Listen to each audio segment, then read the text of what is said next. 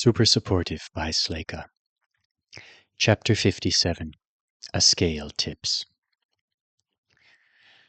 When Alden woke from his initial healing session, he hurt like hell. Rororo had knocked him out with a spell while she worked on him. It was her magical pain relief method, but she couldn't safely keep him under indefinitely, and whatever overkill mind-altering drug Leaf Song had given him had finally worn off at that point. Very apologetic, the Acorlex had given him something that worked about as well as an aspirin, and explained that some of the wizards were trying to track down and/or brew serious, human-approved meds. Being healed was a process. She'd knock him out again soon. Until then, Alden got to feel all the damage. Stress fractures, broken ankle, broken toes, swollen knees, torn muscles, missing skin, missing nails, giant oozing sores on his ribs and back. He'd been in bad shape before he took the magic pill. Being desperate and unable to register pain had kept him going long after nature would have made him lie down, but it had also let him demolish himself. Rororo explained that she'd used her first healing bout to deal with the strain on his heart, his dehydration, and his dust-abraded eyes and lungs. All great choices, in Alden's opinion. But even though he understood, it was still disturbing to see himself looking like an infected, broken, and partly skinned monster. The healer left to rest for a couple of hours, came back, and Alden went under again. He woke up completely pain-free and feeling like he had solid-ish bones. The med room was full of way more equipment than it had been when he'd first arrived, and he had a couple of IVs. Kibby came in shortly after that for what appeared to be her own second healing session. She wanted to sit in a chair right beside Alden's bed, and since Rororo didn't mind, Alden had a front row seat he was not prepared for, while the Acorlex literally chopped away patches of corruption damage from Kibby's hands and arms, and then slowly regrew clean flesh in its place. He tried not to freak out about how awful the process looked, especially since he was the only one bothered. Kibby had accepted painkillers but refused sedation, and she and Rororo were having a relaxed and informative discussion about Artonan biology while the healer worked. Watching the healing did make Alden wonder about how powerful the other avowed was. When Stuart's foot had been blown up, there had been tons of wizard doctors in the operating room at the hospital to patch him up. Admittedly, that had been extreme damage to a whole limb, but Rororo seemed to be working really fast and without too much strain to fix him and Kibby all by herself. The third time he went under and came back, he woke with fresh skin on his feet, and the other places he'd needed it, and a different set of IVs. The new skin was tender, but he was really glad to see it there. All in all, Alden was in and out of consciousness for what he thought was about 6 days. He could have asked for the precise number. It just didn't seem that important. Physically, he went from feeling like he'd been run over by a vicious lawnmower to feeling incredibly well. Every time he thought the healer was done with him, she would reappear and ask for permission to knock him out and improve on something else she'd found. Sometimes, when he groggily came to, he saw her watching medical lectures on a tablet in her own language. When he asked her about it, she eagerly told him how very exciting it was to deeply explore the cells of a new species. Alden was surprised to learn that the system often picked up slack when it came to an avowed doing cross-species healing. Rororo's skills and spells were something she didn't even have to think about when it came to Artonans or her own kind, since they'd been designed specifically to handle them, and it sounded like she'd enhanced herself with other species-specific healing options as she developed her talents. But she had not anticipated meeting a human.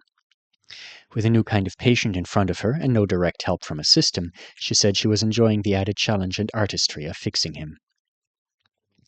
On around the 6th day, she started talking about what percentages of his body fat should be stored in various locations, and Alden concluded that he was not being healed back to what had been normal for him pre-Moon Thagan. Instead, he was being brought to ideal physical health for his age. He assumed Kibby was getting the same treatment. She had been rocketing around the medical room with above-average energy levels lately, and yesterday she'd reported to him that she was growing 30% more hair on top of her head. Alden let Rororo do whatever she wanted. She was happy. Kibby was happy. It seemed like the two of them were fast becoming friends. That was good. The Acorlex was smart, and she had a gentleness about her that seemed to permeate the whole room. It was soothing to be in her presence. Kibby needed a friend like that. The next time Alden's eyes opened, he was tucked into the most comfortable bed he'd ever slept in. The sheets were silky and exactly the right temperature, the pillow was lightly and pleasantly scented, and something magical was definitely going on with the mattress, no pressure points. He felt like he was floating in dense water. It wasn't the medical area. He let his eyes roam around the dimly lit room, taking in the luxurious furnishings, until they landed on the other occupant. Knight Alice Art sat behind a pale wooden desk with curved legs. A three-paneled piece of abstract art on the wall behind her was giving off a soft golden glow, and she was writing with a pen in what looked like an oversized journal. Something of a rarity. You hardly ever saw Artonans using paper when they had such ubiquitous access to tech and magic.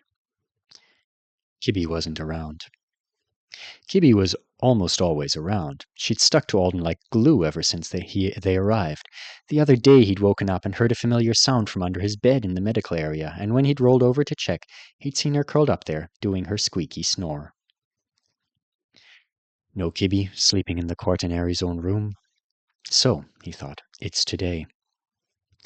He'd been wondering when Alice Art was finally going to talk to him. The knight had only come by to see him a single time so far, and their conversation had been brief and stiff compared to the more playful version of her he remembered from the party. He didn't know what she thought or felt about him.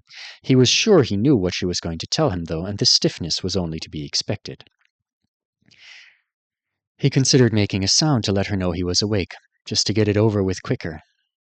But he really didn't want it to be over with quicker.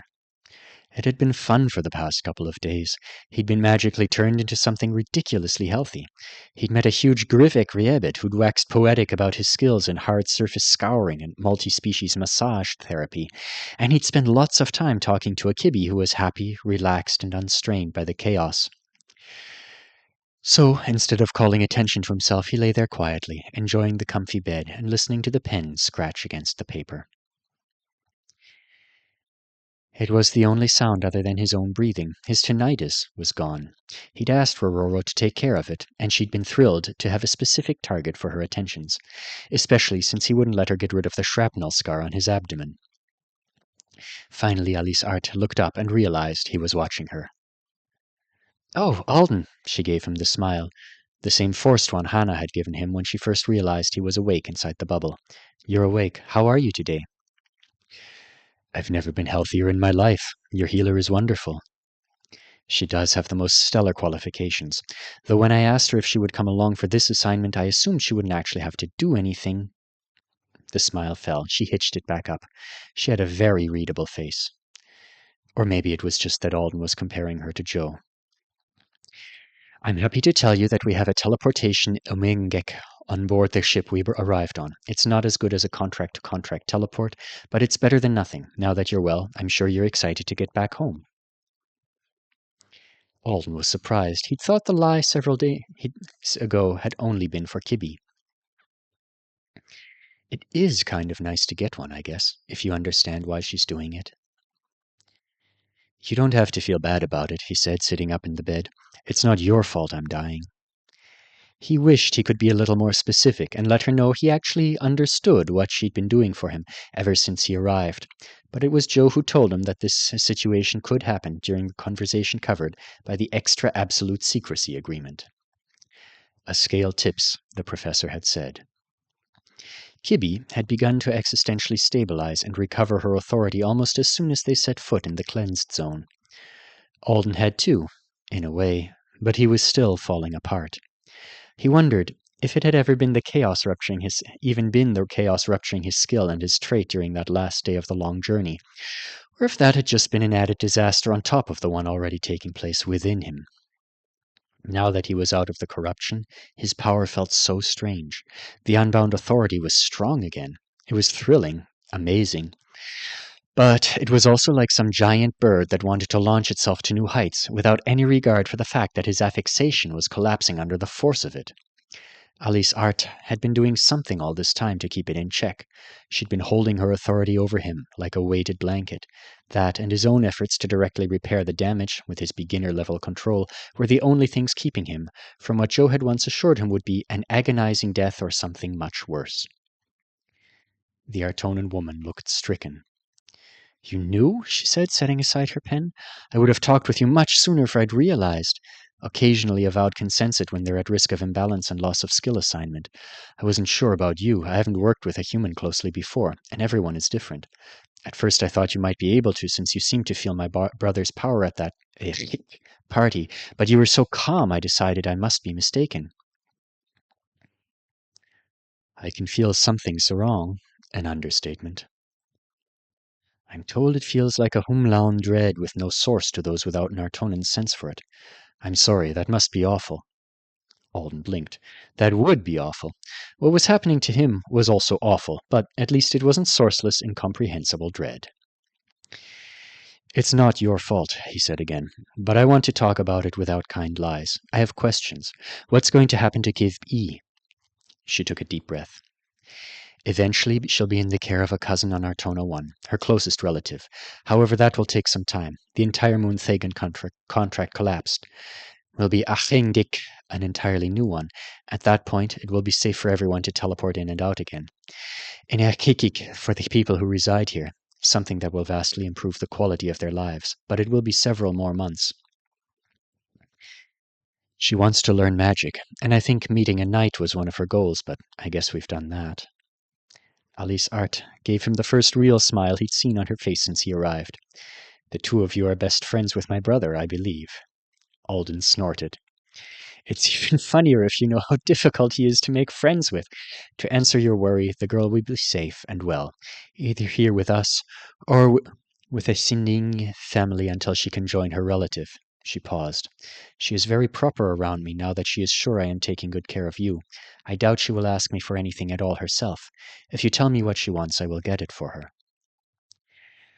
Alden had a long mental list of all the things Kibby needed, wanted, and deserved, and he didn't hesitate for a second in asking the knight for every single one of them. Rather than becoming annoyed by the number of requests, Alice Art seemed relieved that he had them. If Kibby didn't have some objection, she would be living here in the Travel Dome for the next several months, having magic lessons with some very talented wizards and spending lots of time with Rororo. They would help her get in touch with instructor Gwen Lore, and they would arrange for her future attendance at the elementary boarding school if her cousin didn't refuse. Alice Art said she couldn't imagine why the cousin would. Sending a child off to wizard school was an achievement for most people.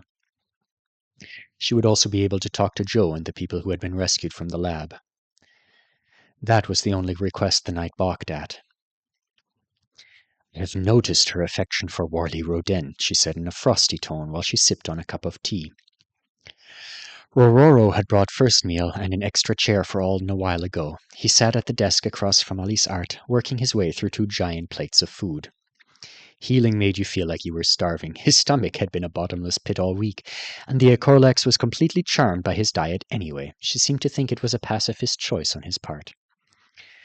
Alden forced himself to swallow instead of talking with his mouth full. Roden is really generous to his assistants.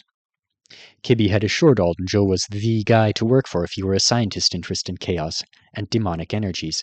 It was a field of study often limited to the wizard class, but Joe apparently didn't enjoy working with other wizards. Someone who treats their own species well while behaving as if a member of another one is a disposable tool is not a good krekik. Role model, maybe? The knight used more unfamiliar words than Kibby did. He guessed he'd just gotten used to his roommate's vocabulary. When what Alice Arta had said finally registered, Alden's eyes widened. Oh, she's really mad I'm here, he realized. He'd definitely gotten angry vibes from the Quaternary right from the moment he'd walked into her dome and collapsed in front of her. But he hadn't been sure if she was inconvenienced by the presence of 2 dirty, injured people, upset she'd almost crushed Kibby in what appeared to be an intense magical terraforming project, or just upset in general that something unexpected had happened and she'd been ill-informed. Roden did tell me it was dangerous to pick berries on Moon Thagund, he said. It was kind of funny to Alden that he had to keep talking about berries with someone who knew for a fact that he'd been sent here to rescue Joe's assistants. During his first round of medical treatment, Kibby had described him as Saint Alden, the savior of the lab, to everyone in the dome. After all, she didn't have any contract tattoos preventing her from telling people the full story. She'd even embellished it a little in his favor before she'd realized that the Rororo was going to take good care of him regardless of whether or not he deserved it. Nobody forced me to come here, Alden added. The knight's expression was unyielding. I am sure he told you everything you needed to know before you agreed, and that he had your best interests at the front of his mind, she said caustically, slamming her cup down. Holden jumped. He was certain the cup would have shattered if it hadn't been made of wood. I am sure he did not throw an ignorant young teenager at a problem of his own making like a hingikl. She's gonna kill Joe. I'm all right, he said hastily. You are literally moments away from dying horribly. Alden dropped his fork. He didn't mean to. His fingers just let go without his permission. He winced. Alice Art's face paled. Said Alden. I mean, I'm all right emotionally? It wasn't untrue. He didn't know why he was okay with the situation, but he was. Maybe it had something to do with the fact that he'd been so sure on some level for a very long time that he was going to die here on Monthagand. He wanted to go home so badly, but it had been ages since he really believed himself when he imagined doing it. Probably that's the opposite of being all right emotionally, he thought. But it didn't change the fact that he somehow felt like he'd won just by making it here. The silence that fell in the room was awkward. Might as well lean into it. So, moments away from death? How many moments? Should I eat faster? He tried for a smile. Alice Art just sat there staring at him. Kibby says my jokes are bad. She pushed her plate away from her and sighed. Not bad. I enjoy humor usually, but it's depressing coming from an avowed in your situation. I will remove my protection from you this afternoon. I am not skilled enough to fix what is wrong with you. I would be prolonging things pointlessly if I tried, and I would risk you.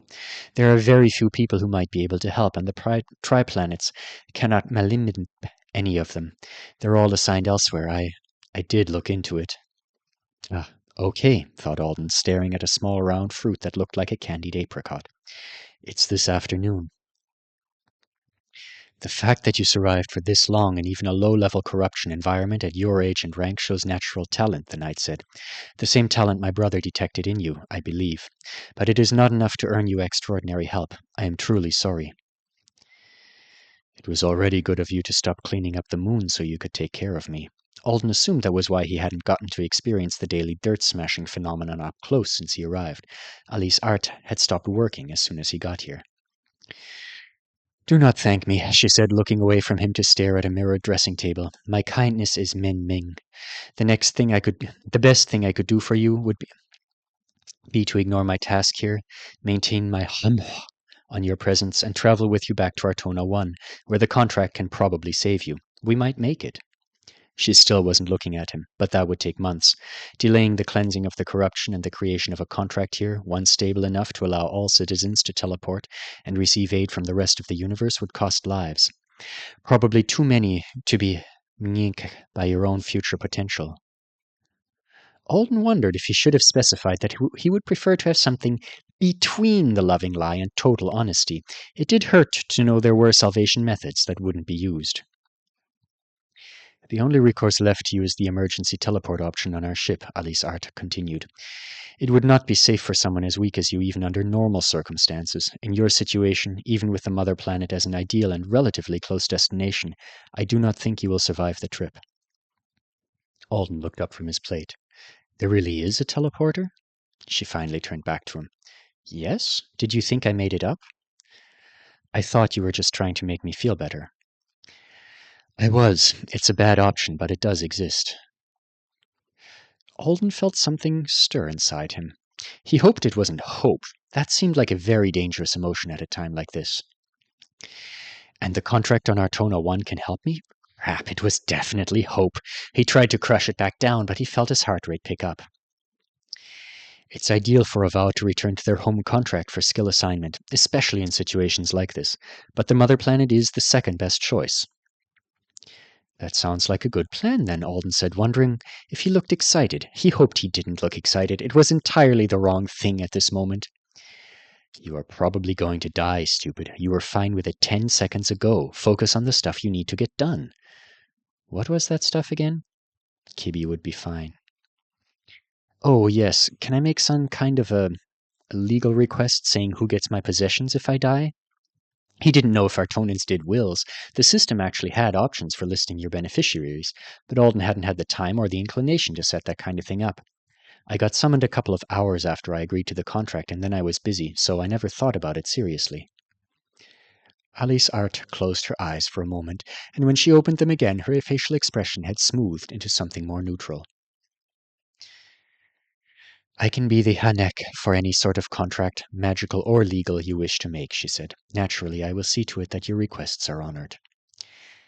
Great, thought Alden. Gibby and Bo can have their share of my Argold all at once, but Aunt Connie should probably receive inheritance money in installments. Jeremy could have Alden's non-monetary stuff. His parents were rich, and he was the kind of person who got nostalgic over mementos.